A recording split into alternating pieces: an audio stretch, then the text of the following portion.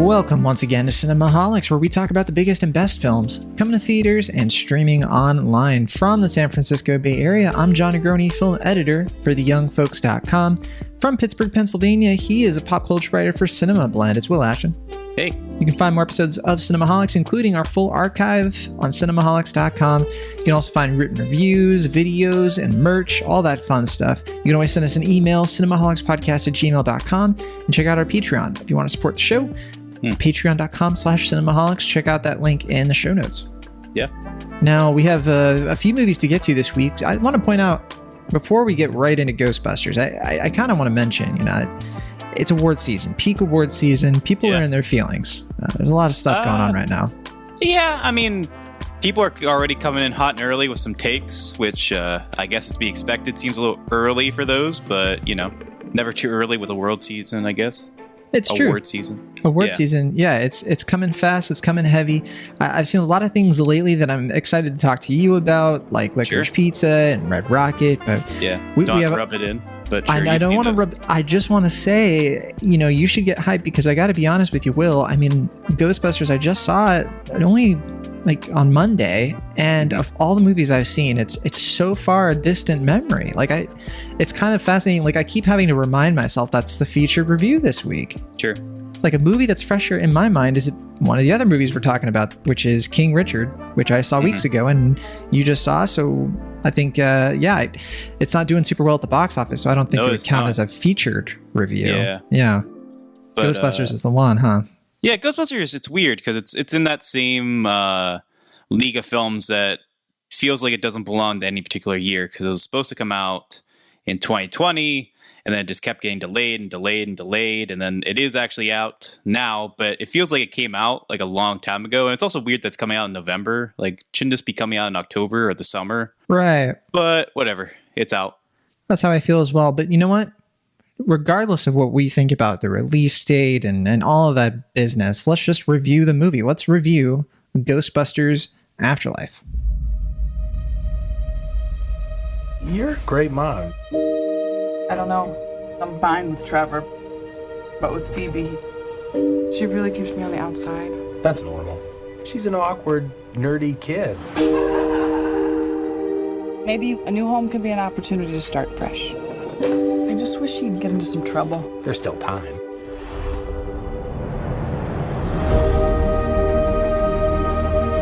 What are you doing here in Somerville anyway? We're completely broke, and our grandfather left us this creepy old farmhouse in the middle of nowhere.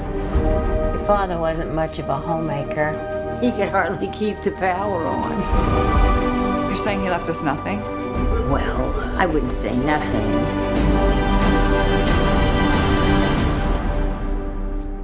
You went with the station wagon? It's the only one that had an engine.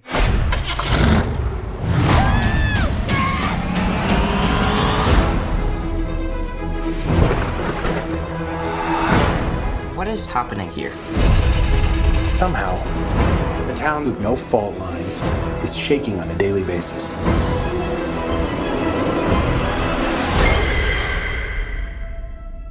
Maybe it's the apocalypse.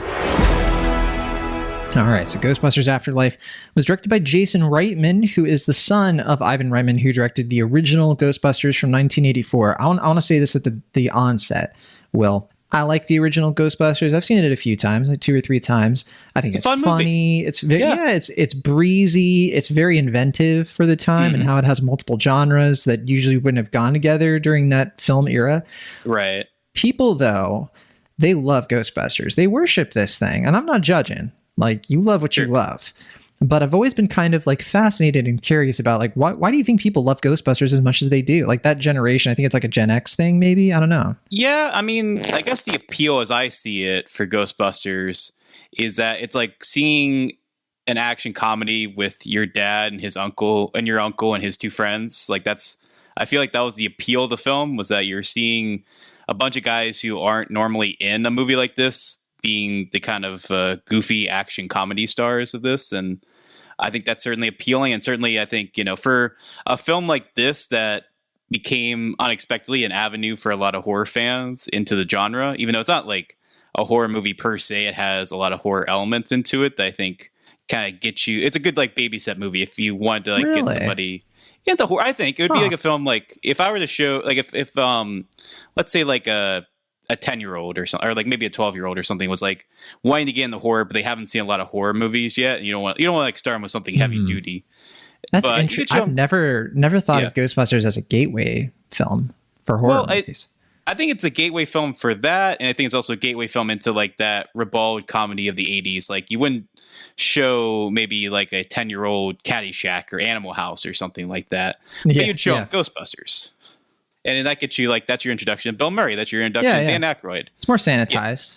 Yeah. But sure. I guess I had a different experience, and everybody does. But my gateway to horror was just horror movies, like just regular horror movies. I don't remember ever getting one that was kind of like horror light. Like I think the one that like when I was 12, I was watching like The Ring and Darkness Falls. You know what I mean? Like not exactly Saw, but although I did see that when I was like 13. So yeah, same here. I guess everybody has their own, Yeah, I get. I'm saying it doesn't have to be exclusive to horror because the movie itself, it like you said, it blends a lot of genres pretty effectively. I think in some ways that almost you forget how well it is like a horror movie and a comedy and an action movie and all this. And so, yeah, I mean, not without its flaws. It's definitely a shabby, kind of shaggy movie when you rewatch it now in a modern lens, but yeah, it just works. It's it comes from the mad mind of Dan Aykroyd, and it's a movie. Call him mad.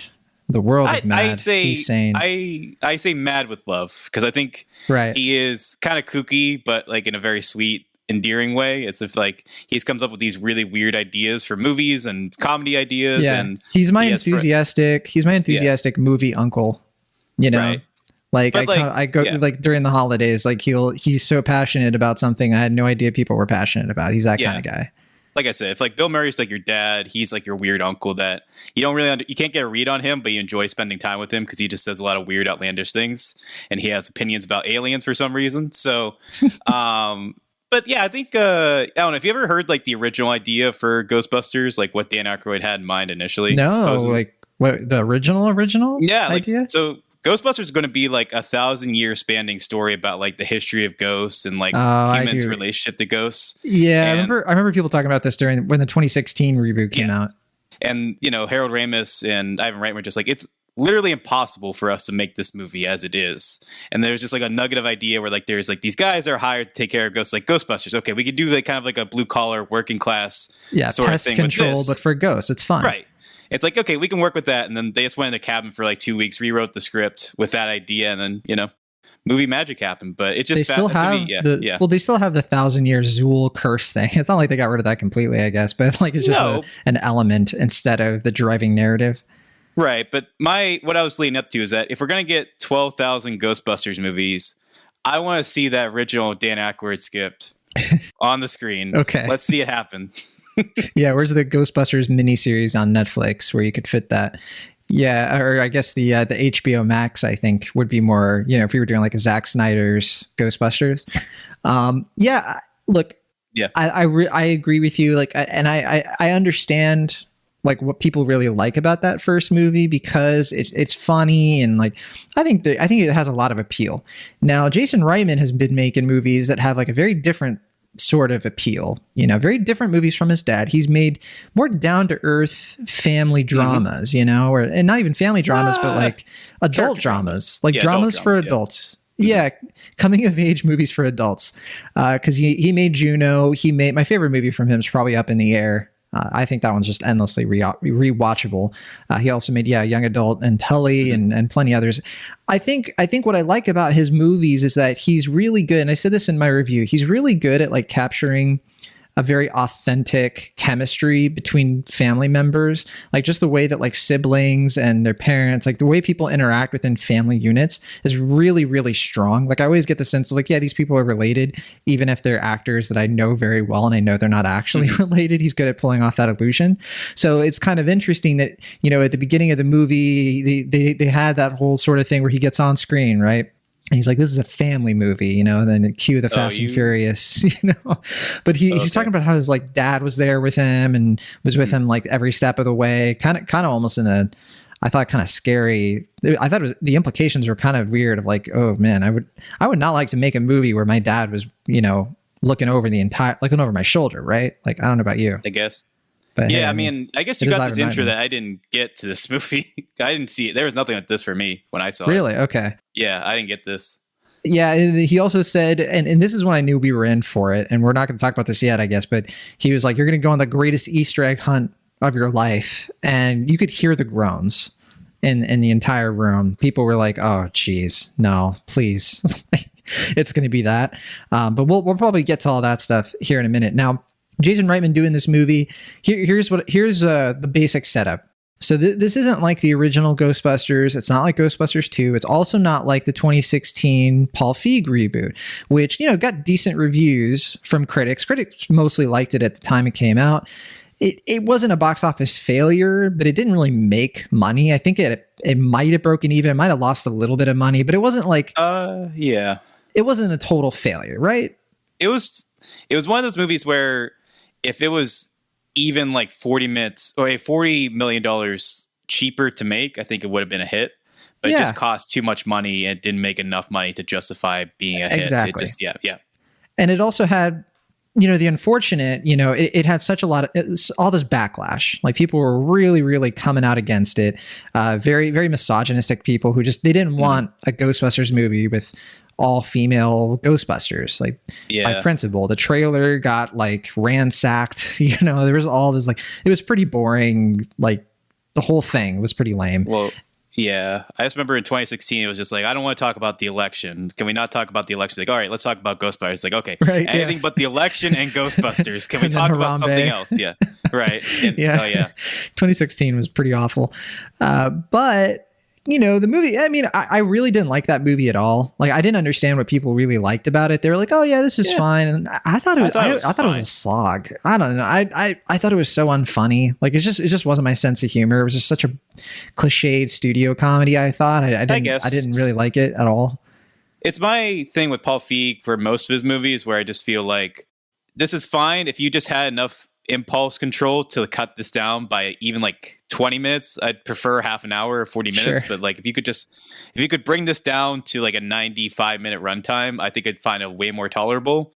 But he just seems to like kind of let his actors riff to the detriment of the film, where he seems like a really nice guy. Like he just like, wants to have a very open, collaborative set, but I just don't think he has enough impulse control to really be like, okay, this is weighing the film down. Okay, like every one of his films feels like the director's cut that you'd get on DVD or like the like unrated cut or whatever. And it's just like, okay, show me like the theatrical cut, but it's like, this is a theatrical cut. You never hear that from Will. Like, hey, I want the one with studio notes. Right. Yeah.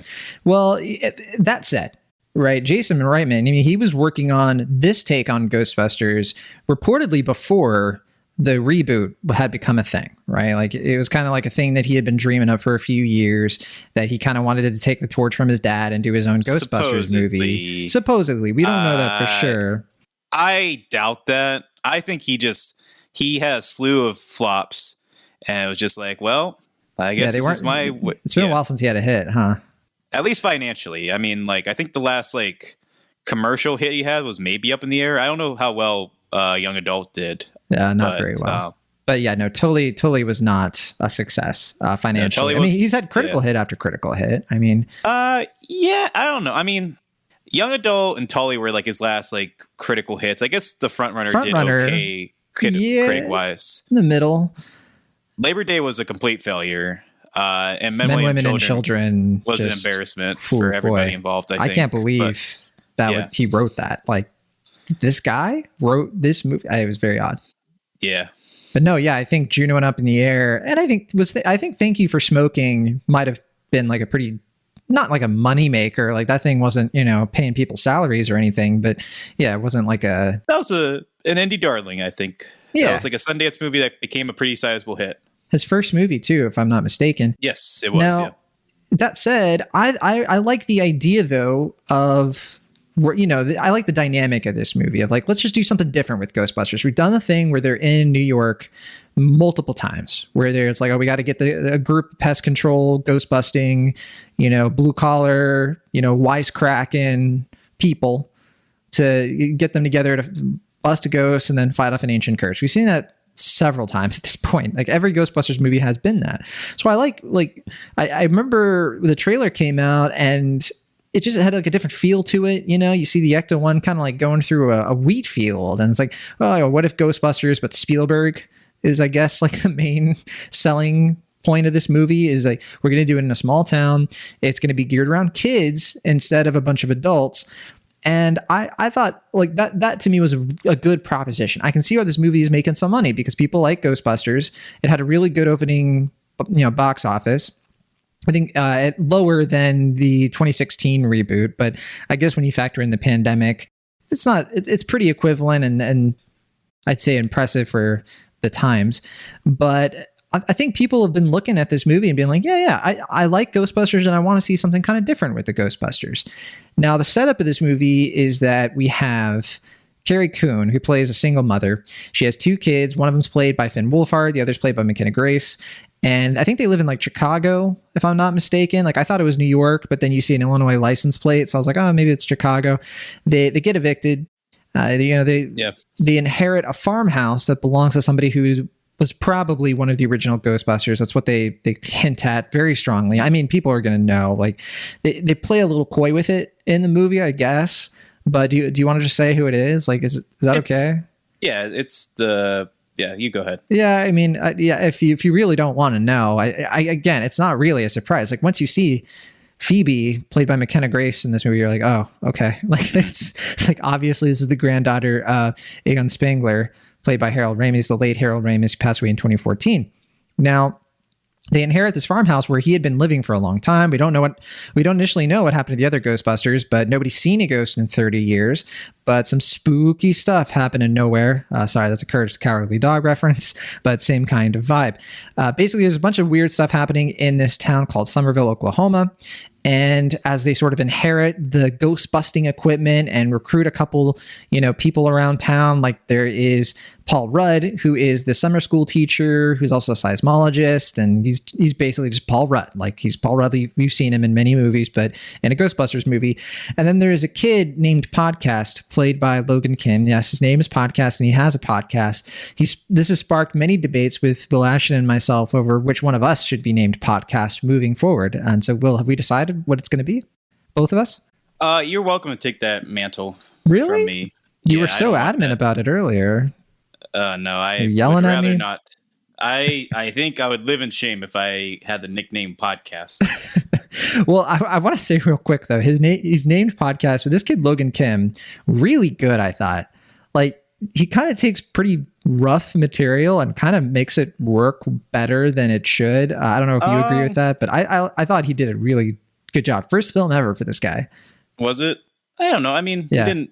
I wasn't put off by his performance per se. It didn't really stick with me, but the movie did a good job of like setting a very low bar by being like, this is a character named Podcast. So like he could only impress from there, maybe. It's like, wow, this character is functional. But anyway, so they investigate all these things happening in the town. And then I actually think this movie, like throughout like the first, I'm going to say like a little past the halfway point, I'm really into it. It is doing that thing I was saying earlier where it feels like a Jason Reitman movie that happens to have Ghostbuster stuff in it. But then there's like a turning point in this movie where it sort of flips on a dime. And then all of a sudden, the ghost of the 1984 film just will not shut up. Like it's just there, persistent throughout the entirety of most of the second half of the movie. And it stops being the movie that we were promised. It stops being, I think, the entertaining sort of like coming of age family adult movie with really fun performances. And it just kind of becomes a big old ghost hunt. And I think it becomes way less interesting. And I don't hate this movie, Will, but I got to say, I was pretty disappointed, and I didn't even have very high expectations. But what did you think of Ghostbusters Afterlife? My expectations were pretty low, almost surprisingly so. Like you, I feel like I was pretty fond of Jason Reitman's earlier work. Certainly, I know back in like 2009, Up in the Air was my favorite movie of that year. I rewatched it during the pandemic, and I still like it. I don't think I like it quite as much as I did then, but I think that first 4 film run of Thank You for Smoking, Juno, Up in the Air, and Young Adult is really fantastic. Fantastic stuff. Young Adult might be my favorite of those four now, but I have to Really? Okay. I don't know. I think Young Adult is better than people give it credit, but I need to rewatch it. I agree. It's good. Yeah. Yeah. And I like Tully a good bit, and I think the front runner is fine. But yeah, I mean, just the amount of it wasn't dread I felt going into it, but I just kind of felt this sense of like, if we weren't covering it on the podcast, I would not see this film. Certainly not in theaters. Just because I'm just like, especially coming off of the culture wars that were 2016 with Ghostbusters, I just felt so over this franchise, and I just felt this movie was coming in feeling very reactionary towards it. It had the same vibe I was getting from Rise of Skywalker, where it just felt like the studio was overcorrecting itself to be like, no, like this is exactly like, it's pandering to the people who are the loudest and meanest about this property, as they were seeing it being bastardized or whatever, because it wasn't what it was in the 80s or 70s or whatever. So now people are like, I don't want change. I want things to be exactly as it was. I want my feelings to be validated for, feeling so reverent to this property. And so I wasn't going into this super excited, and I walked out of it feeling like, for, kind of like we were saying, for like the first half of it, I was like, yeah, this is more tolerable than I anticipated, but still felt kind of tedious and dull. Like it still baffles me that there's a Ghostbusters movie. It doesn't really want to be a comedy. Like it almost feels like the movie is embarrassed to be a comedy half the time. And that's not to say that Jason Reitman is allergic to comedy. I mean, a lot of his earlier films are darkly comedic or outright comedic, like in Juno's case. It has like dry humor, at least, though, right? I guess, but just like the opening scene feels super dramatic, and then the scenes leading up to it also feel weirdly dramatic in a way. Very just true. Like, in a way, it goes on like way too long. That opening scene, like, oh my goodness, is like at least 60 seconds way too long. Yeah, it just felt, I don't know, like it just feels like the movie, it's like it's obviously trying to be a legasequel to the original film in the same way as like The Force Awakens, where it's like we're bringing the band back together. Like this is a big deal, and you should feel the stakes, the gravitas of this. And it's like, like it's Ghostbusters. It's a kind of silly movie from the 80s. Like, right. You can like it, and, it's fun. It's a fun movie, but it's not like this is like a sacred text. This isn't the Bible or something. It's, it's Ghostbusters. So I don't get why we're so passionate about, like making it feel like this is like holy ground we're treading on. Like this is a big deal. And so I don't know. I felt that made it feel way more, like I said, tedious than it felt it needed to be. But I was okay with it for the most part until about the last 30 minutes. And that's where it's like callback, reference, needle drop. Thing, reference, thing like that. And then we get to the last scene where it's like, that's like the big, like, okay, like F you, like that's insulting. Like the rest of it's like, boring but inoffensive. And that's just like, okay, like that is just not a good decision, I think.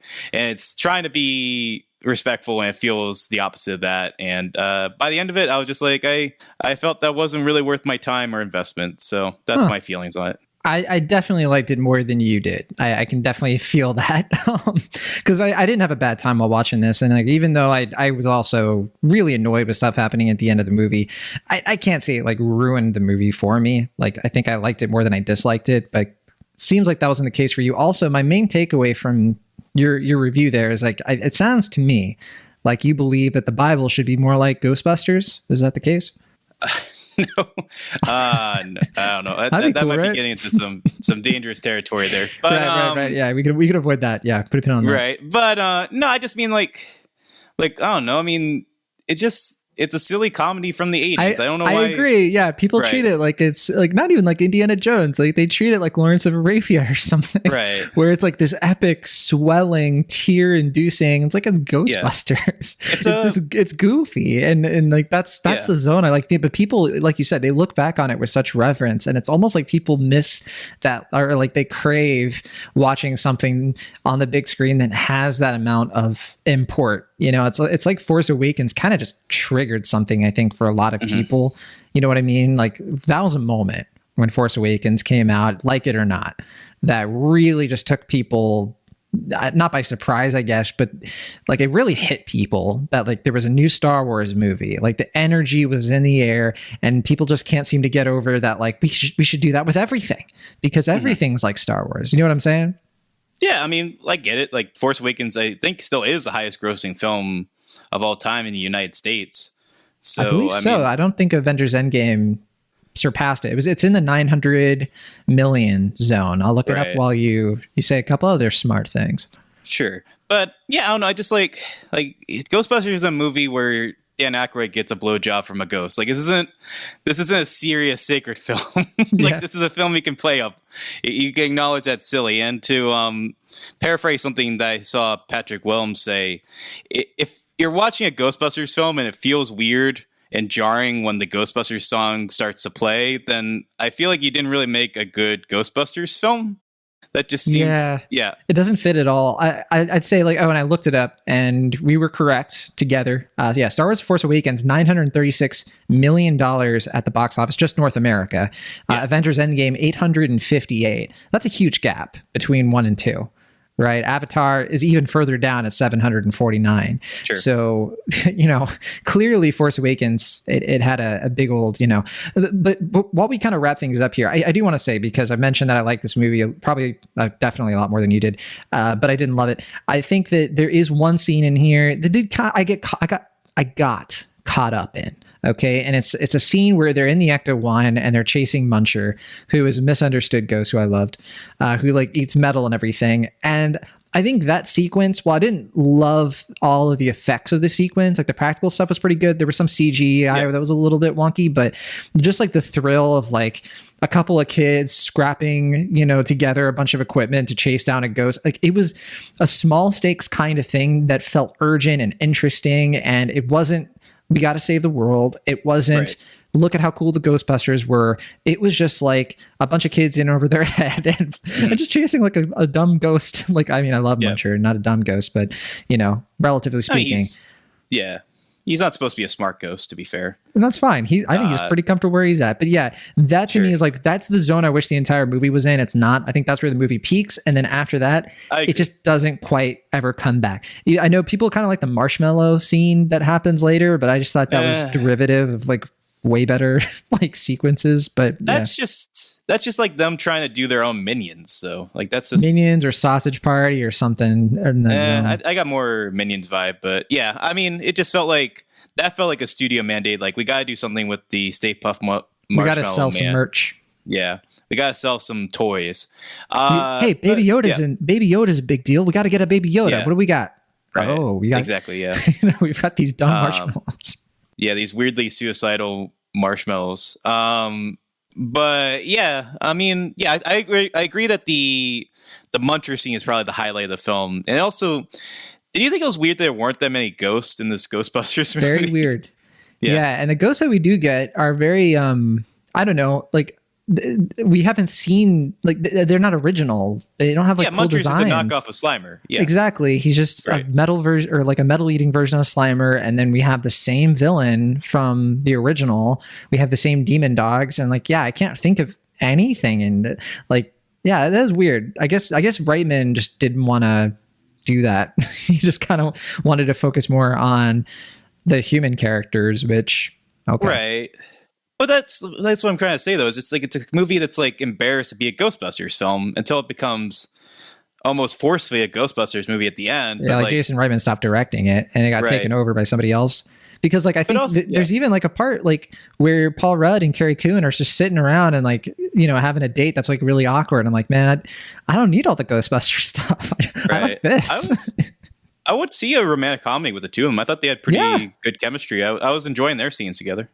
Yeah, because he's just like science, am I right? And what's weird about that scene too is like this is like hours or something after he just saw a ghost for the first time and he doesn't bring it up. But okay.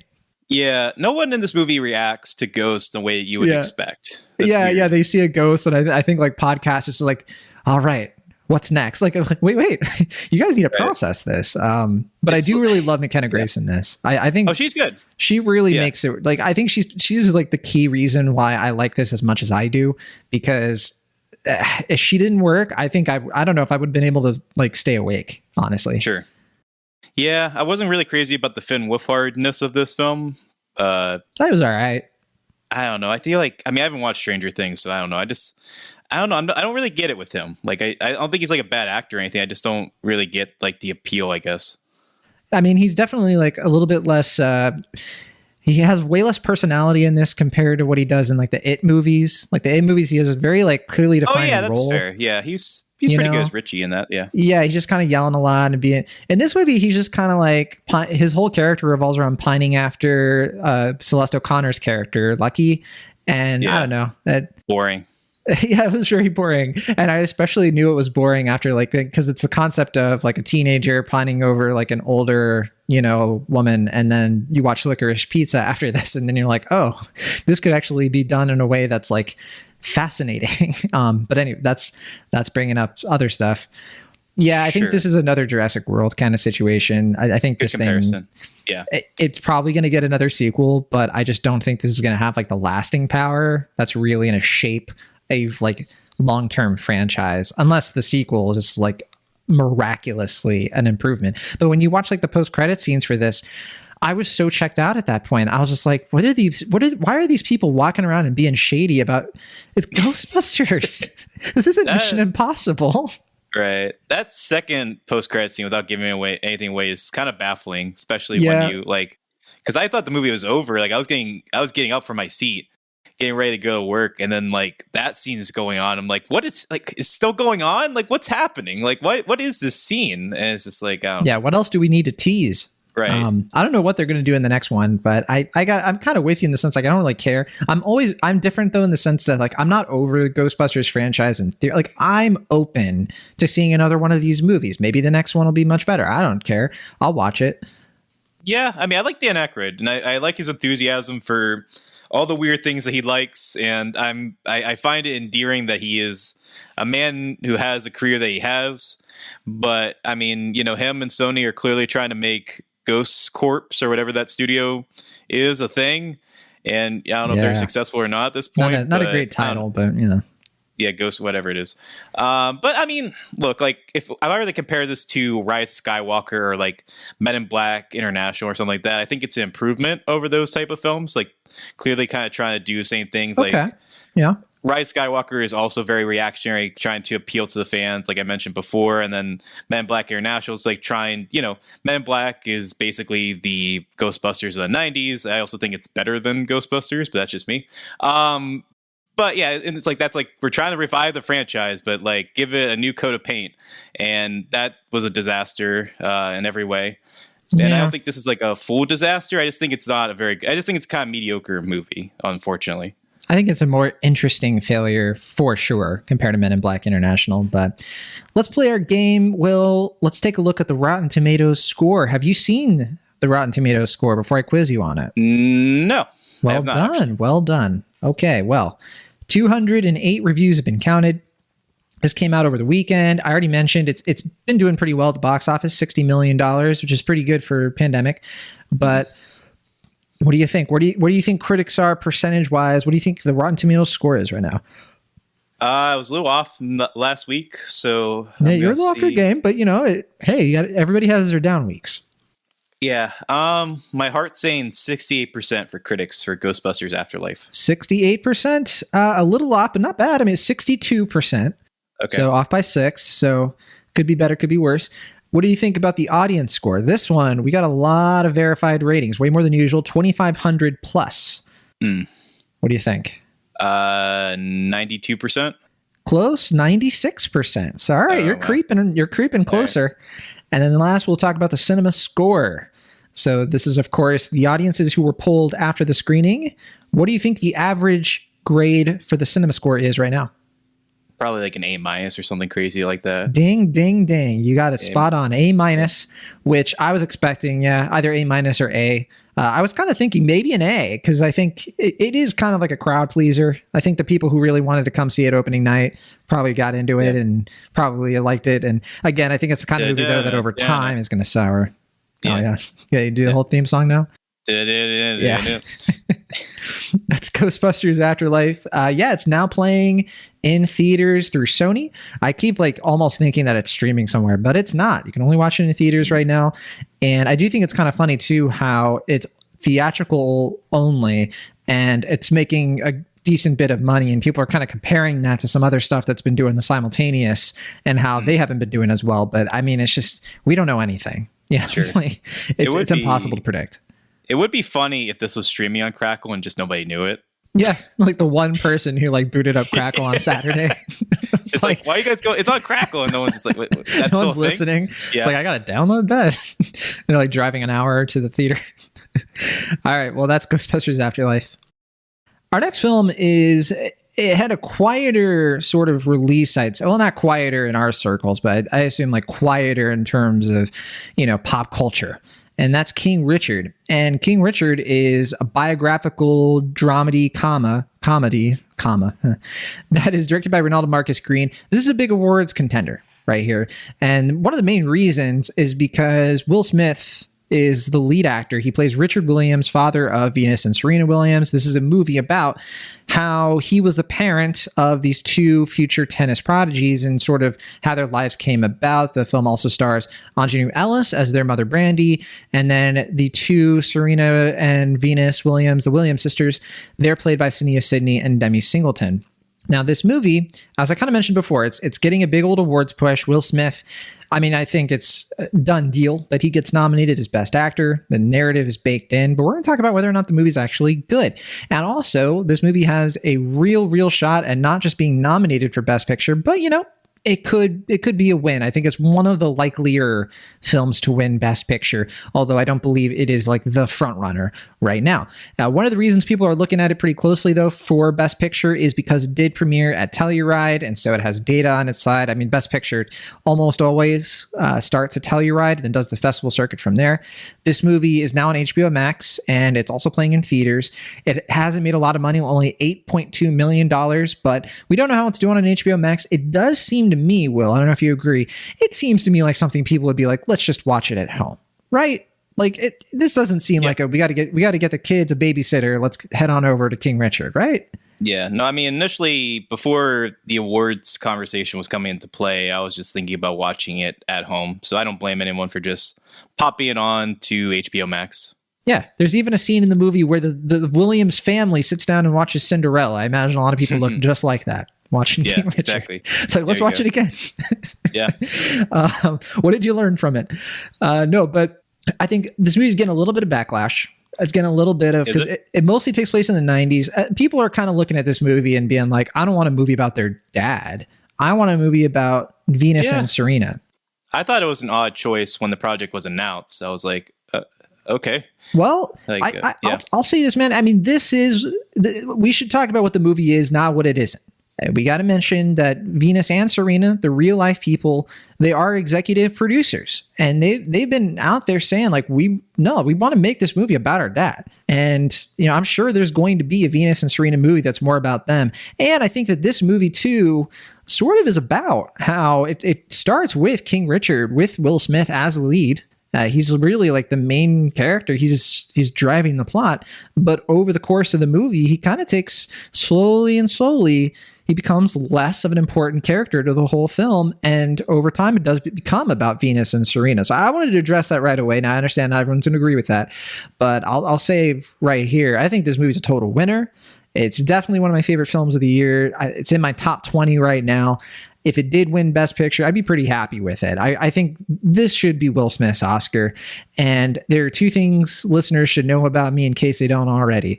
I love tennis movies a lot, and I like sports movies a lot. I like sports movies like this where it's not really about the sport. It's about parenting. It's about being a dad, and it's about kids being raised by someone like Richard Williams, who's a bit eccentric. He's to some people he might seem a little bit off, but he has a plan for them, and he's a bit imperfect himself. He's got his own issues, and this movie is sort of about how these two young kids kind of have to rise through all of these obstacles through the confidence and support of their parents in order to become who we know they're going to be today. Because that's the thing, we know Venus and Serena are two of the greatest athletes of like the modern era, the two best tennis players right now, arguably. And I think that's pretty safe to say. There's a couple others who are sneaking up on him, I'm sure. But but what about you, Will? When I watched King Richard, I knew I loved it, but I did not walk out of the movie being like, can't wait till Will sees this. I didn't expect this would be like a Will movie. You know what I mean? Like maybe a movie you like, but I don't expect you to be as enthusiastic about it. But am I wrong? I enjoyed it more than I anticipated, just because I think when I saw the trailer for this movie and I heard about the build up to it, I had an expectation that it would hit certain storytelling beats, it would get a certain type of performance out of Will Smith, and whether it would win me over or dissuade me, I guess would just depend on my mood at the time. But I guess I went in with a pretty good mood because I wound up enjoying the film more than not. I mean, certainly I think it's flawed, and I would argue that does have some things I think are worth criticizing. But yeah, I mean, I think at the end of the day, it's like a primo dad movie, you know, sort of in the same vein as something like Ford versus Ferrari, where you know what's going to happen, you know what type of movie you're going to expect from this, but it hits those beats pretty well, and it gets you energized and gets you hooked into it. And even for whatever it is, like 2.5 hours long, it's pretty breezy and enjoyable to watch. And it's a fun time. I mean, it hits the crowd pleasing marks that it wants to strive for, and by and large, I think it's a solid time at the movies. Yeah, I mean, I think the Ford versus Ferrari comparison, that is pretty interesting. I'd say what this movie has that movie doesn't, even though I do think they're in the same zone, is I think this movie is, though, a bit deeper. I think that it's a lead performance, and I think the politics of the family itself are way more interesting to me. Like when I think back on Ford versus Ferrari, like I remember the really cool, like I remember how Mangold just like danced with the racing scenes, and that was like the main draw of it. And surely in this movie, I mean, the tennis in this is really, really solid. It's thrilling. I think they did some wonky. I think they did some trickery with the tennis to make it look even better. But I say this as like a tennis, like I love all things tennis, and I was pretty happy with it. Oh, really? I didn't know that about you. I thought the tennis scenes were fine. You don't know, Julia Tatey and I constantly, like unprovoked, will be like, tennis, by the way. Well, you'll have to have a conversation with my sister. She's a tennis player. We'll get her in the group chat. Sure. Hey, I'm a tennis player, Will Ash, and I played tennis. You know that? Oh, really? In high school. Oh, wow. For how long? I played 2 years of high school because I also played soccer, and so I was also into theater, right? So there were 2 years where I did theater and choir instead of tennis. So my heart got pulled in all directions. Had to choose between sports and athletes, or yeah, sports it was a real high school musical. My upbringing. Yeah, there you go.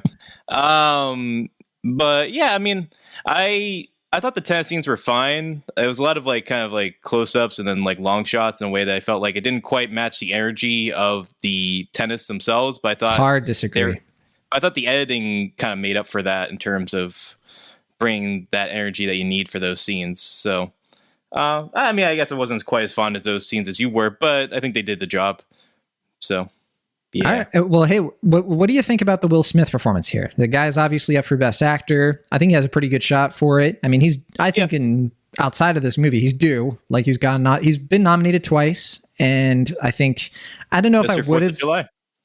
I think this performance though, I like this performance more than those other two. It's not my favorite Will Smith performance, but in terms of like if he's going to win an award for one, what I like about this one is we usually get Will Smith, the charmer. You know, the guy with all the swagger, you know, he's a little bit like the precursor to Dwayne "The Rock" Johnson, where it always just feels very, not manufactured, but it always feels like very pre-planned, you know, like how many times is he going to lose in a fight? Like how are we going to make sure he looks like a winner all the time? And in this movie, I think he's way more vulnerable, way more well-rounded, I thought. Like I really like how he brings like, it's almost cartoonish what he does with this character, but the fact that he does it like that, like the hunch and the accent and how he responds to people.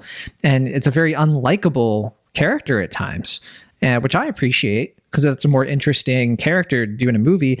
At the same time, I've just constantly rooted for the guy. And I just found, I mean, I don't think Will Smith ever like perfectly disappeared into the character, but there were times when it did happen for me. And that almost never happens for me with Will Smith. Like I'm always thinking like, hey, it's Will Smith, you know, it's Will Smith doing the Will Smith thing. Yeah, I mean, I think compared to some of his recent films, like he's just been on this trail of not doing a lot of great films, just to be blunt. Like he did like Aladdin. I know some people support Gemini Man. I wasn't crazy about that one. Bright, Collateral Beauty, Suicide Squad, Focus, Winter's Tale. After Earth. It's been tough. It's been tough for Will Smith. I thought Concussion was all right. It wasn't like a film I would probably rewatch, but I thought he was fine in it. And I think I'm sort of in the same camp with King Richard for him, where it feels like a performance. Like, it feels like a movie star performance to me in a way that I didn't feel it quite. Like, I never felt like I was watching something outside of Will Smith's performance. Like, I felt like he was giving his all in it, and I think he committed to it, but I didn't feel like it felt as natural as, say, I'm looking up her name, the woman that played Brandy in the film, Ingenue Ellis. Oh, Ingenue Ellis. Yeah, I thought she was fantastic. I think her performance is a lot more natural, and I felt like because she was working off of Will Smith, she was able to kind of bring him down to earth in some scenes where he was She's key to the movie. If without her, I think this movie falls way too squarely into that trap that I think people are knocking it for. Absolutely. Which is, lionizing this man. But at the same time, I want to make it clear that if you were around in the 90s, which we were, but I mean, we weren't we weren't super tuned in or anything, but the perception around Richard Williams, even post 90s, if you're like in the tennis world, is that the guy was like super, like, people didn't like him. People looked down on him. People said pretty awful things about the guy. People considered him a showboat and off his rocker. And I think unfairly so. And I think this movie is sort of like trying to reclaim, like, okay, yeah, like, he's a bit eccentric and he's got his own way of doing things and he frustrated people. But you know what? His sisters love him to pieces. And I think that's ultimately what this movie's about. And I think that's why I connected with it. Yep.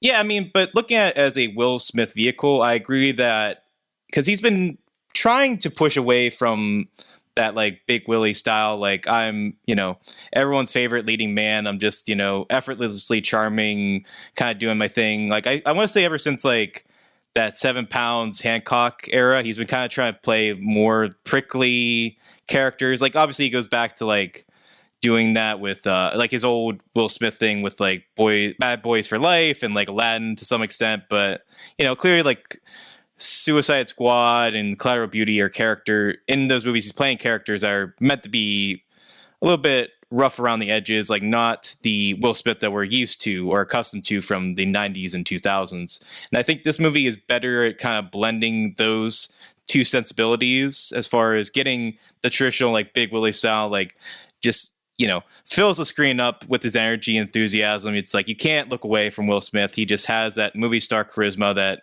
is becoming more and more of a rarity on the big screen right now. But at the same time, like you said, like, he isn't always an agreeable character. It kind of reminds me of when we were talking about Finch with Tom Hanks, where, like, that's a character, like, he's doing the Tom Hanks thing, but he's also a little bit harder to read and it's a little bit harder to like at times because he's, kind of prickly and he's stubborn in some ways. So I think that was effective. But like I said, I think his performance, it always felt like a performance to me. I don't think it felt as natural to me as I guess it felt to you, as far as making me believe that he was Richard Williams in the movie.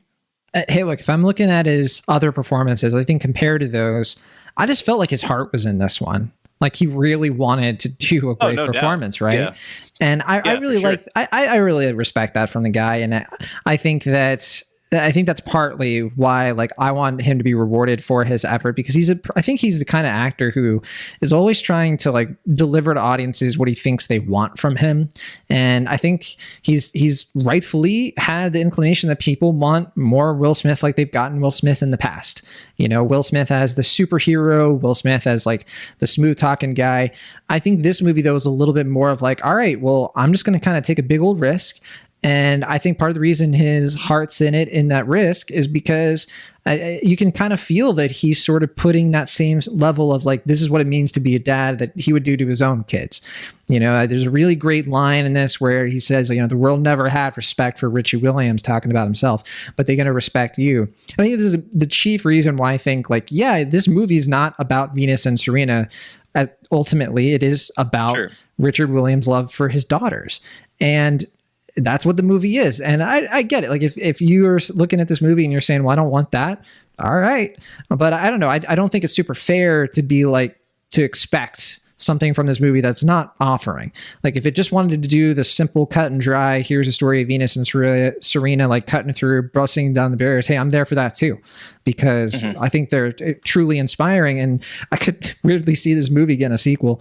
But I'm glad we got this, though. I think it was a little bit more unique in that respect, and I think that it's a solid crowd pleaser. I think people are really going to like this. Like, people who go into it pretty open-minded, who know at least part of the story, even people who have no idea who Richard Williams is. I could see people just being like, I didn't know that, and being inspired. And this movie is also funny. Like, this movie has a good sense of humor.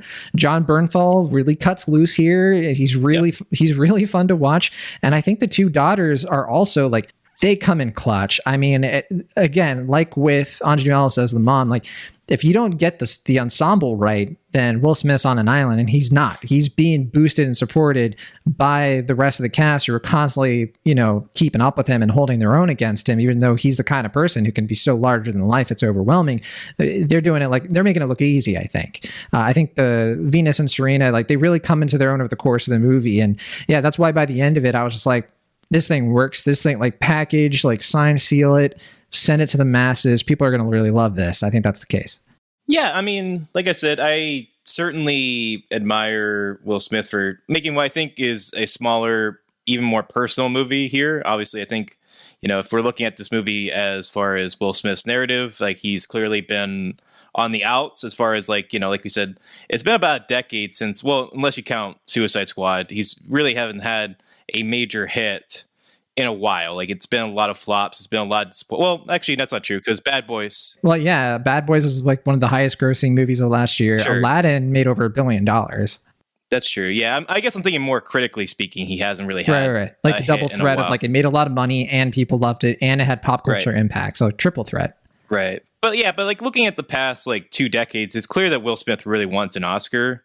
He's been doing roles that clearly try to favor that type of performance.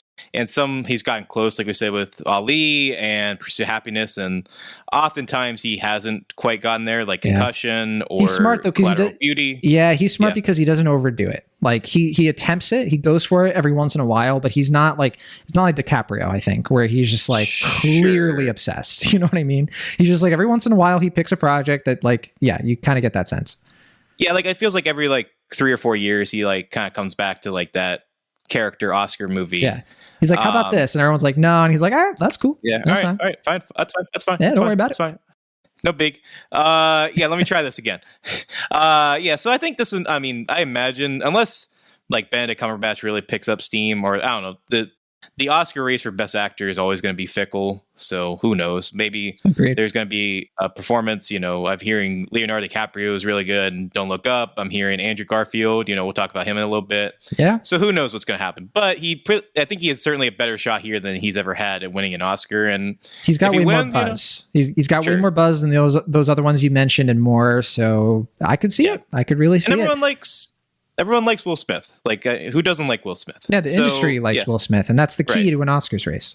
Sure. So I think, it could happen. I think for me, though, looking at the film as a film, I think the movie doesn't quite juggle the balance between hearing or seeing Richard as, like, this kind of crackly, hard to reckon with person, while also kind of glorifying him and recognize, like, clearly what he did paved the way for Venus and Serena being the star athletes that they are. I think it's a tricky balance. The movie doesn't quite land, but I think as an entertaining dad movie, it finds that right balance of heart and entertainment and humor to make it an enjoyable ride. So I think it works better as a crowd-pleasing piece of entertainment than as a sturdy character drama. But, by and large, I think it's a fun, enjoyable film, and I certainly got more out of it than I anticipated. Yeah, I definitely had that feeling during this movie. I mentioned this in my review. It's like, they don't really make them like this anymore, where it's like, it's safe. Mid-budget, I guess. Yeah, mid-budget, character focus. It's about something really interesting, and it's just done really well. Like, I felt like every scene had a lot of urgency, and there was always something interesting happening in every scene. Yeah. And yeah, that can be kind of rare these days. A lot of films drag, these days, unfortunately. But this one, even though it is pretty long, it's over 2 hours. It didn't drag for me, at least. But all right, let's play our little game. Yeah, it felt like 2 hours. Yeah, very much so. Well, The only thing that did go on a little bit too long was, I think, the last tennis match. I think they should have tightened that up a bit, but that's fine. Yeah. It had a really good moment too. All right. Rotten Tomatoes, 172 reviews have been counted on Rotten Tomatoes, Will Ashton. What do you think the percentage score is of people who liked it? I think critics are probably favorable on this one. So I'm going to say 87%. 92%. 92%. So all right. You've been off by around 5 or so lately, which, that's not bad. I mean, you're guessing out of 100. But yeah, 92%. It's certified fresh. And I took a quick glance at all the Rotten reviews counted so far. I mean, a few people that I know and respect have been pretty negative on the movie. One person that I read pretty regularly gave it a 0 out of 4. That broke my heart a little bit, but hey, what are you going to do? Oh, wow. What do you think the audience score is, though, Will Ashton? We have 250 plus verified ratings. I think it's probably going to be the same as Ghostbusters, probably 96%. Close, 99%. Wow. It's one of the highest audience scores I think we've seen since we started doing this game. Yeah. So that's pretty impressive. What do you think about the cinema score? Probably A. Oh, spot on. So A, all right. A cinema score. Folks in Las Vegas were like, we like tennis too. So we like these odds. There we go. Serve us up more. All right, that's King Richard. It is now available to stream on HBO Max for the next 30 days starting this past Friday, and it is playing in theaters. All right. Our last film of the week. Let's do it. Tick, tick, boom. Is that how you're supposed to say it? Yeah, it's like all lowercase, so it's like tick, they styled it as like lowercase tick, comma, lowercase tick, ... and then a space after the ... and then all caps, boom, and an exclamation point. Mm-hmm. It's a lot. It's a lot to consider. I mean, it's a title that just is really loud and aggressive and passionate in your face, and that is that's mirroring the film. Oh, that sounds familiar. Yeah. Now, this is the first film directed by Lin-Manuel Miranda. He's never directed a feature film before. Of course, it's not like Miranda has never directed something. I mean, the guy did In the Heights, Hamilton. Yeah. He didn't direct the stage performances, I don't think. He did. He well, wrote I mean, them. It gets a little bit like on the line of like, what do you consider a director? Right? Because if you consider a director like the chief creative visionary behind a movie, I think that it counts. Now, if you're being super technical about it and being like, all right, well, was he the person who really ushered in, the cinematographer, the editor, like the more film related things? Yeah, sure. That's not really a part of it. But no, I think that you can stretch that definition a little bit more. No? I guess. I don't know. If you want to be pedantic, there is like something he directed in I always 90s. Want to be pedantic. There's like some thing he directed in the 90s. I'm trying to figure out what the title is, but it's like a 60-minute student film, which you could argue was young his in the first 90s. Yeah, he wasn't making Clayton's Friends. Okay, it's a 60-minute film from 1996 that he directed and I believe he wrote. Is it available to watch anywhere? Like, does he have it on YouTube? I could not find it. I don't want to find it. We got enough Lin-Manuel Miranda content to last us for a long time. I mean, look, people are exhausted. He's in it too. He plays a guy named Pete. Okay, he's in this movie. Look, he's been in a lot of stuff lately, like starting with the Hamilton thing last summer. We've also got In the Heights and Vivo. He did music for Encanto. He directed this. He's in this. He was in the Heights. Like, oh, geez, Louise. Like, this is a lot of this guy. It's an HBO show he's also in. Our Dark Materials, I think he's in. I haven't seen that, but I assume you're right. Look, right. I go to bat for Lin-Manuel because I appreciate that the Hollywood system is making room for Puerto Rican folks, like creative folks, and I'm Puerto Rican, so I'm gonna play that card where it's like I root for the guy just based on a community thing. At the same time, I'm very sick of him. Like, I love the guy, but I'm very sick of his whole shtick. But I say that out of love. I mean, it's like there's no denying he's talented. Yeah. There's no denying that he's charismatic and charming, and he can be very inspiring in terms of just like, he puts his heart into everything he does, and it doesn't always work out, but he doesn't go into something with a little less than mild enthusiasm. Like, he's clearly trying to make everything as good as it could be, and that's rewarding and charming to see. But at the same time, he could bring it down maybe 20 notches, like just, or maybe maybe just take a year off or something. Just kind of like, that's what I'm saying, because the guy's so enthusiastic. Like, the dude does Hamilton, one of the few things that people liked about 2016. Speaking of, and he does something that really captures the attention of the entire world. Right? Hamilton's a huge deal. Everybody knows it. And the guy gets, like, the whole industry comes to him with dozens, maybe more opportunities. And he says yes to all of them. He just says yes. He's like, Mary Poppins, I'm in. He's like, not even British. But I think with this guy, I just hope that he learns to be a little bit more discerning of his projects, because like taking more than a year off, of just sort of like maybe sitting back and like kind of enjoying his success. I'm not going to tell the guy what to do, but I just kind of wish he would take it down a notch as well. That said, well, I'm going to square with you, okay? Sure. I didn't love Tick Tick Boom, especially not as much as some people. Some people really, really love this thing, and that's cool. Sure. But I was a little bit more like, if this is the one thing we got from Lin-Manuel Miranda, maybe the one other thing besides In the Heights, because I liked In the Heights quite a lot. Yeah, good film. I think I'd be pretty happy with where we're at, because I'd look at this and be like, yeah, this feels like Lin-Manuel Miranda with Moana, where it's not kind of just repeating stuff we've seen from him before entirely. I actually was kind of impressed with what he did here. Now, this is based on the early career of Jonathan Larson, who's, of course, the playwright behind Rent, a very, very popular Broadway play. It ran for 12 years. Now, Jonathan Larson, unfortunately, passed away very early in his life, and very sad, obviously. But there is a story before, like, all of that success with Rent and his untimely death. And that's sort of like what inspired Rent in a lot of ways. He's played here by Andrew Garfield, and we follow how he's trying to get this Broadway play off the ground called Superbia. And he's eccentric. He like you were saying, he's loud, and he controls a room, and he's lovable, and everything is just music to him. He comes up with songs for anything and everything. He's just a really likable person, and he just wants to make his big break. He's a waiter. I wonder why Lin-Manuel Miranda wanted to make a movie about this guy. Yeah, exactly. But comparatively, I think Lin-Manuel Miranda found success much quicker than Jonathan Larson did, right? I mean, I think that Miranda was developing In the Heights like before he was like a full-on playwright, whereas doing that in college, I think. Right. Whereas I think Andrew Garfield's character in this says multiple times, this has been like 8 years in the making, and he's about to turn 30, and it still hasn't happened.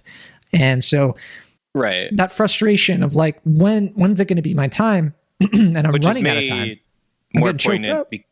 Oh, sorry. You all right? Okay. I bet it sounded like I was crying. I was like, when is it going to be his time?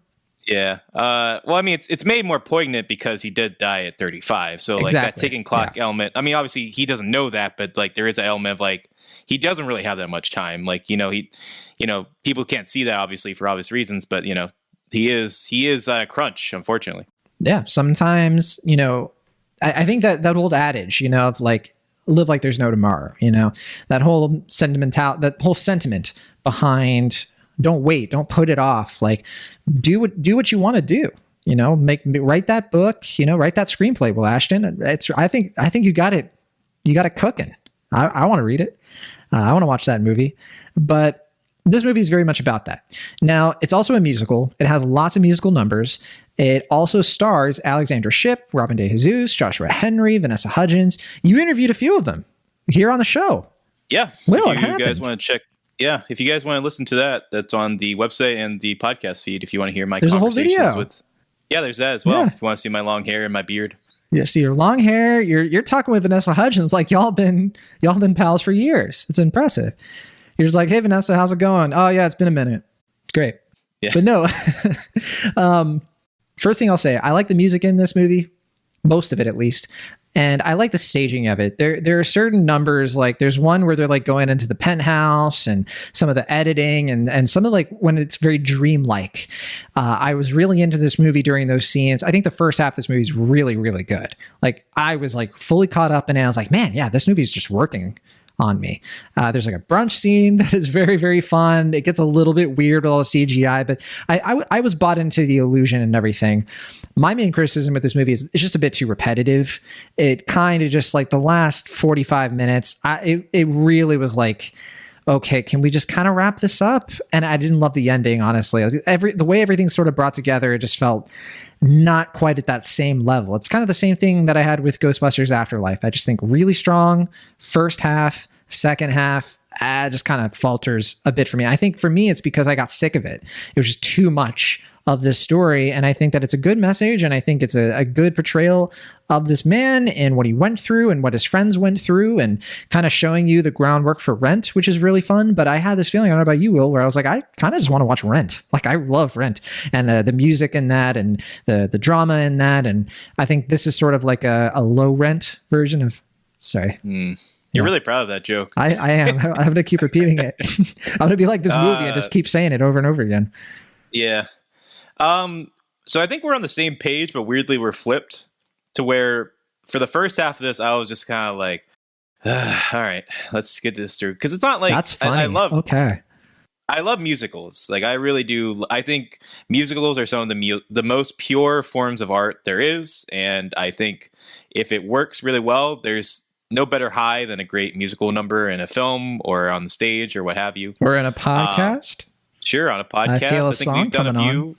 Yeah, I think we've done a few musical numbers on this show, even. Not enough. But I guess for me, it was just like clearly Lin-Manuel Miranda isn't a natural filmmaker as far as like his choices are a little erratic. He goes with his impulses a lot, and that doesn't make a consistent film either visually or narratively or even tonally. I think he just kind of just does whatever he feels is right for the song or the moment, and I don't think his choices are always the best, I guess. But I think there's something about, like we said before, that enthusiasm that he brings to the project, that earnestness, that sense that he's just like, gosh darn it, you gotta like me. Like I'm putting my all into this. And clearly Andrew Garfield is mirroring that enthusiasm. I think Andrew Garfield, is the main reason why I ultimately do like the film more than I don't, just because they're both just kind of like, come on, Will, come on, like this, like us, come on, we're just having fun. Won't you get in the spirit of it? It's just like, all right, fine, like, it's a decent little, feel something. Yeah, and it's like, I mean, I do agree that the numbers get repetitive, and I kind of wish there was like at least one or two that stood out a little bit more to make this a more impressionable film. I guess it does kind of bleed together more than it doesn't. Outside of like the notable cameo scene in the movie or in the musical that happens midway through or anything like that. But I think it has a lot going for it in terms of charm, and I think it's both amusing and annoying at the same time, and I guess that's to be expected because it's Lin-Manuel Miranda. But wow, yeah, respect. I don't know. Yeah. I mean, that's this kind of. I think that's my general vibe with Manuel Miranda is I find him kind of annoying and also kind of charming, and so I'm just kind of like I felt that energy was infused into this film, and I don't think there's even a second of this film that is without his passion and wholeheartedness in it. And I think more than not that works. But, I mean, I do think this works better on TV than it does in the theater. That Netflix sheen is all over this thing. Like it's pretty, like you said, like the CGI isn't that great. His visual sense isn't quite there outside of, some inspired choreography. But there are a few musical numbers. There are a few musical numbers that I thought were really visually kind of interesting. For instance, the swimming scene where he's getting inspiration for that final song. I think that's like the scene where I'm like, okay, if he keeps making movies and he brings that level of inspiration to it, I could see it from Lin-Manuel Miranda. But I feel like those scenes are kind of few and far between for the film itself. But I don't know. Okay. I was just going to disagree with you strongly. Yeah. That's all. Oh, no, that's okay. I'm just saying that I think that's why I like the second half more than I like the first, personally. Well, hey, look, point taken. The second half does have that scene, which I think is one of the better moments in the movie, maybe the best, where it really really gets across this guy's creative process in a unique visual way that only a film could do. And that is a moment where it shines. I think, though, what I like more about the first half is like how just there's like a life and energy to the entire cast. Like they're not exhausted yet. I think like over time, the whole cast gets really tired and run out. I think like the character relationships get pricklier and pricklier. And I don't know, there was something about that, like all of that conflict and drama. It was just a lot. And as I mentioned before, it was so repetitive that I just felt like I was getting hit with the same emotion over and over again, where I thought it was more varied toward the beginning. And I disagree strongly about the directing style. I think Miranda kind of brings what I think he's done really well in previous projects with, it just feels like every song number. I mean, I guess you don't agree with this because you didn't think they stood out very much. I thought they all stood out, at least in terms of the choreography. Now the music was a little bit more hit or miss. Some of the music I really, really liked. I didn't hate any of the music, but some of it, it just kind of washed over me. I was like, okay, you know. But I mean, yeah, I'll just say I think like you kind of mentioned with the choreography, but also like just the energy of the actors. And I think it does speak to Andrew Garfield's performance that he's not just singing and dancing. This guy is like carrying this movie on his back, but like gliding like there's no weight on his shoulders. It really is something else to see. And I think that's why, like when you mentioned earlier that like, oh, does he have best actor? You know, should Will Smith look out? I think if he does, that's one of the reasons why. Yeah, I mean, I would certainly agree that I think the choreography is what stands out to me the most. I think one of my favorite scenes in the movie is the one with Andrew Garfield and Vanessa Hudgens midway through, where it's like kind of like mirroring their like feelings in the relationship, and it's just like them on stage kind of doing like these weird kind of quirky dancing. And it's a lot of mugging, and it's a lot of like, you know, theater kid energy stuff, but at the same time I felt like that got across the tone of what the movie should be pretty well. And I was like, that's why I was starting to get won over by the second half. I was just like, okay, they're clearly kind of doing some interesting things. I don't know how I felt about the stage aspect of it. I don't know where you stood on that as far as like incorporating an actual stage into the story and kind of giving it like, it's almost like you're watching like a stand-up special at times with that was one of the elements I did not like. They cut to it too often. Yeah, I just felt like it felt a little safe to me almost at times. Like it felt like it was like, you know, like I get like you're adapting a stage work and that's like so key to it.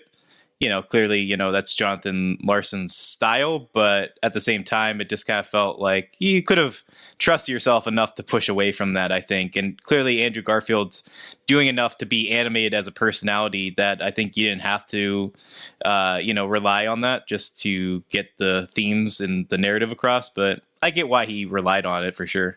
Yeah.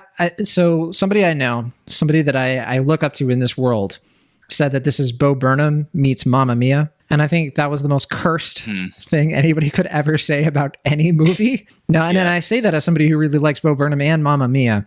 I bring that up just because I think people are really going to love this. I think people are really going to like what they're going to watch this on Netflix and really respond well to it. It has the trappings of that like feel good musical where even the downbeat emotional moments are going to like lift you up in the end. But I gotta say, I did not love this movie nearly as much as some other people did. And yeah, I think I've already kind of laid out my case why. I guess I would just like add here briefly that while the movie can be kind of annoying, I'm glad you mentioned the whole like theater kid energy. Like, it's like what you were kind of saying for Best Summer Ever. You know, that movie with like the kids and they're putting on their show and they're doing the best job they can. And I mean, if we're comparing the two, this is nowhere close to capturing my love and enthusiasm for Best Summer Ever. Best Summer Ever, I think, is what I think, you know, a similarly kind of shabby, all over the place film that I think just nails the energy that this movie is trying to get for sure. Watch that movie on Hulu. It's fantastic. I'm not going to stack them up. I'm not going to compare them. I'm going to compare them in the sense of where they are similar. And where they are similar to me is like, yeah, they have that catchy sort of earnest enthusiasm of somebody who loves musical theater that I respond positively to. So even if I don't love every element of this, and even though I was kind of checking out in multiple places, I was always on the movie side. I was always kind of, you know, sitting in the audience being like, you can do it. You can make your dreams happen. I got your back with this. And so I was okay with it. But like we said at the onset, Lin-Manuel Miranda, take a breather. You deserve a little bit of a break. You know, I don't want to twist your arm, but we really need you to do that because I want him to make more things, but I just don't want him to like really get played out so much that we don't get anything from him anymore because the whole everybody's just sick of him. I think that already happened though. Yeah, I think, I mean, not maybe it's because of award season I'm getting kind of cynical about these things, but I think he's going so gung-ho with movies right now is because he just wants that Oscar because he has the Tony. He has quite a few Tonys at this point. Yeah. I'm sure he has quite a few Grammys. and I imagine he has an Emmy at this point. So if he gets that Oscar, he's an EGOT, and true. he has not gotten the Oscar yet. I mean, he got close with Moana, but it didn't quite happen. And so he's just like through tooth and nail, just trying, shacking up with Disney, just doing musical numbers left and right for them, doing all these other things. I think he'll get an Oscar at some point. I think he could for Encanto, not this. Yeah, I think he did music for that film too, right? Encanto has a song in the third act, and we'll talk about that film coming up soon, where not in this episode, but it has a song that I think has a really, really good shot because it's fantastic. Yeah. And we'll see. Is there original song in this film? I don't actually know. Good question. Actually, I don't think so. And I was thinking more of like in terms of like Best Picture or something. And I don't see any award he would get from this film. Besides, it's not going to get Best Director or anything like that. Right? I mean, I think performance, like if it gets a nomination, it would probably be for Andrew Garfield for Best Actor. I don't imagine it'll get adapted screenplay, but we'll see. I don't know. Maybe. He didn't write the screenplay, right? That was the Dear Evan Hansen guy, right? Right. So the screenplay was by Stephen Levinson, who you're right did that. And when's he going to get his EGOT? Because I know that guy has a Tony. If he has a Tony and an Oscar, I don't know if he has a Grammy, but oh well, we don't have to go there. Sure. But yeah, I guess we can play our game for Tick Tick Boom. Well, there's no cinema score, right? I don't think so, but I'll double check in a second. First, though, let's look at the Rotten Tomatoes. So 132 reviews have been counted. And it's on Netflix. A lot of people are watching it. It seems, I should say. I actually don't know if it's taken off that much. I don't think it's... I mean, it didn't beat Red Notice, not even close. But or Tiger King 2 or whatever. But I think it'll grow. It's one of the few Netflix movies that I think will actually gain more notice over time. It'll get what they want, which is like the word of mouth that people are like, oh, you got to watch it. It's Lin-Manuel Miranda. It's like, how have I not heard about this? And it's like, it's on Netflix. It'll get an awards boost too, right? I mean, I think people are going to like hear about it and it's going to keep getting like a mention and everything like that. Yeah. I'm looking at the top 10, Red Notice and Tiger King and Cowboy Bebop and Hellbound and Arcane. I'm not seeing, it's not even in the top 10. I mean, we even have Vanessa Hudgens in The Princess Switch 3. That's showing up and not this. So it's funny because, I heard at least a couple people were like, oh, did you interview her for the Princess Switch movie? I was like, what Princess Switch movie? Well, no, and it's funny too, because when I opened up Netflix, literally Tick Tick Boom was under popular on Netflix. Yeah, sure it is. I mean, maybe that's the case. Okay. 132 reviews. What do you think the score is? For critics, I'm going to say somewhere in the 80%. I don't think it's 90, but I could be wrong. I'm going to say 88%. Wow. It's been a while since you got it exactly right. And you've only got it, I think you've only gotten it exactly right a couple times. Oh, yeah. Not that, if I recall right, I should start keeping a spreadsheet, put your make like a trading card or something like that. Yeah, he has a pretty good average. Yeah. 88%. So really, really strong. Wow. Yeah. Audience score is a little bit trickier, right? Because this one has fewer than 50 verified ratings. I was actually shocked when I just saw that. And I was like, oh, I thought way more people have been watching this. If you go to Letterboxd, it does have 28,000 watches. So that's much stronger. But I guess people just they're too entranced by the movie. They don't have time to get to Rotten Tomatoes. But what do you think that is? I think it's going to be 94%. Wow, only one off. It's 95%. You had your finger on the pulse of Tick Tick Boom. Oh yeah. If there's a bomb going off somewhere, I know who I'm calling. But no cinema score that I can see. I imagine it'd be pretty high, probably A or A minus, very likely. Sure, they're just so caught up in their feelings with Ghostbusters and King Richard, they can't even emotionally or mentally compress what this movie's about. They're still in the lobby of the theater being like, hold on. What happened to Muncher? Explain to us why Muncher had to die. I'm joking. I think Muncher was already dead. All right, what are we talking about next week? By nature being a ghost, he has to be dead, right? That's what I'm saying. Right. Next, I think we have Encanto. We have House of Gucci coming up this week. I also really, really, really want to talk about Drive My Car, which is a Japanese drama that is 3 hours long. And I really want to talk about it. And I don't want to say anything yet. Encanto, though, I think is going to be the big movie. It's the big Disney animated movie. I really like that movie as well. It's really good. House of Gucci, which we're thinking of maybe doing a bonus show, so that could come out a little earlier. Who knows? I think Licorice Pizza is coming out in limited release, but it doesn't seem like you're going to be able to catch it in time, huh? I don't know when I'm seeing it. I want to see it, obviously. Yeah. I don't want to talk about it without you. Yeah, I would love to see it. I don't know when that's going to be. I hope soon. I mean, I'm, with bated breath, I am waiting to see this movie. But what about Power of the Dog? Power of the Dog, it is coming to me. It's coming to the theater where I work, the Harris Theater. So come on down, see it if you live in the Pittsburgh area. I'm going to be seeing that this weekend. So I'm excited to check that one out. And we'll be talking about that one. And there's also Bruised, I think, is coming out. Bruised, which, I'm not prioritizing, but I know it's getting some chatter as an interesting one to see. Sure. That's the Halle Berry thing. That said, I'm going to be seeing Serrano and The Lost Daughter, and there's a lot of stuff. Oh, you're talking about Cyrano. Serrano. I don't know how you pronounce it. And then there's also the new Mike Mills film, Come On, which I missed my screening for, but I hope I can still see this week. I'm really curious about it. Joaquin Phoenix, that's another, is this a best actor? Yeah. Well, even though Joaquin already got he got his gold. Yeah. So I don't know if this would be the one that would get him a second, but never say never. Yeah. I mean, we'll probably have to push some of these to next week just because there's just so many, and there's not a lot coming out that first weekend of December, I think. So, there's Nightmare Alley. We'll get to.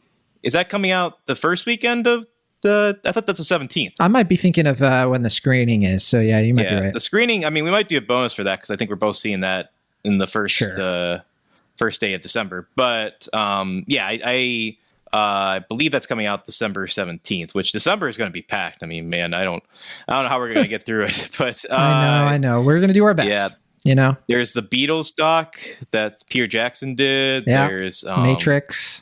Well, no, I mean, I just meant for this week. I was talking about December. Oh, yeah. No, I was going back to Thanksgiving. There's that. There's 8-Bit Christmas, that Neil Patrick Harris thing on HBO Max. There's... I know the listeners are still chomping at the bit for our late Home Alone review. Home Sweet Alone, whatever it is. Are people asking about that? I honestly forgot that was a thing. No, nobody, not a single soul has been curious where that is. They're like, I think we got it. I think we can handle this, John and Will. Yeah. I think we're going to try to do something for Red Notice. Maybe. We'll see. I don't want to if we don't have to. I'd like to see The Feast. I'd like to see India's Sweets and Spices. I don't know what that is, but... that movie looks really nice. I think Kimber Myers watched it and she did a review, and there's that Brian Wilson... documentary that I'd like to see. I mean, there's just too much. I can't. I don't even know about those two, but I'm curious. I don't know what those are. Yeah, the Brian Wilson doc I think comes out this week as well, and it has really, really great reviews so far. And it's already in limited release right now. So, yeah. All right. Well, a lot to talk about. Not a lot of time to talk about it. I know you have to get going pretty soon. Yeah, let's get out of here. Let's go watch some movies. Sure, why not? Signing off from the Internet California, I'm John Negroni. And for Internet Pennsylvania, I'm Will Ashton. See you next time.